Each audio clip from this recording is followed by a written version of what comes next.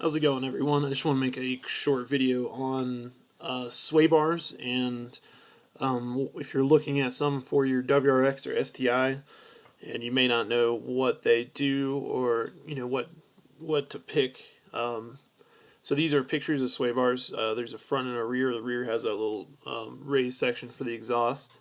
Um, and what a sway bar does is it increases when you increase the size, it increases your roll stiffness, which is when you go around a corner, it feels like your car is tipping.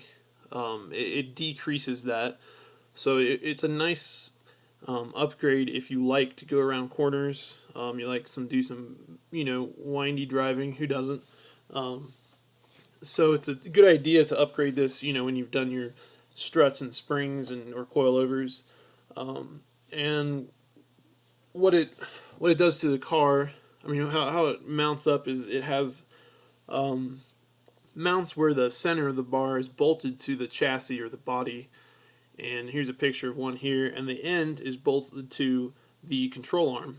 And you can see this one has metal end links, which helps. The stock ones are plastic, so the metal definitely helps when you've got an upgraded sway bar, because that plastic will flex or break.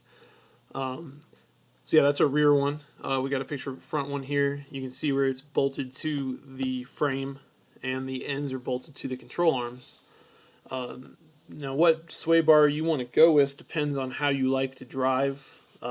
If you've got some experience with like autocrossing or something, that'll be nice. It's really all about preference. Now, the WRX is set up, well, they're different depending on what came with. Mine was kind of neutral, and what I mean by that, it wasn't a whole lot of oversteer or understeer. It was a little bit of understeer, and when you put a huge sway bar up front, it actually makes the car want to understeer more, which is safer. It's more recommended. If you put a big one up front, it will be a little bit of a harsher ride. But if when you're steering into a corner, you'll definitely feel the difference. That's what I like about the sway bar, is it's something you can put on, go drive, and feel an immediate difference. So if depending on how you like to drive your car, will depend or make your decision on what kind of bar to get.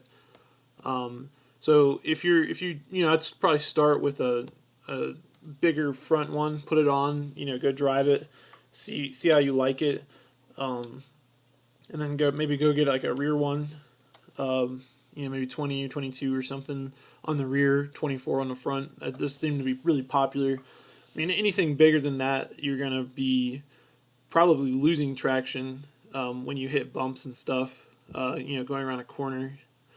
But so yeah, putting a bigger one will kind of make it understeer. Bigger one on the front will make it understeer a little more. And you're just increasing the rigidity when you go around. When you're going around a corner, it's just not going to be as soft. Which, some people like that, some people don't. If you're just going in a straight line down the highway, it's kind of hard to notice unless you hit a pothole on one side. And if you're still kind of not sure what size you want to go with, White Line I know makes, here's a picture, an adjustable one. So basically you have these holes, and if you put it on the furthest out hole, then your suspension has more of a mechanical advantage against your sway bar, which will result in a softer feel. And then if you put it in the innest, the most inner hole, it'll make it less advantage. It'll make it a stiffer feel. So that would be the way to go if you're not sure. If you think, oh, I want to do a 22 or 24, whatever, that would be the option I would go with. So you can change it a little bit later. And if you buy one that's not adjustable and you don't like it, then it's just you're just trying to sell it and buy another one. And then you got to do different bushings and all that, which I'd recommend doing the urethane bushings, which I think the White Lines come with. But hopefully that kind of helps you out a little bit, and happy shopping.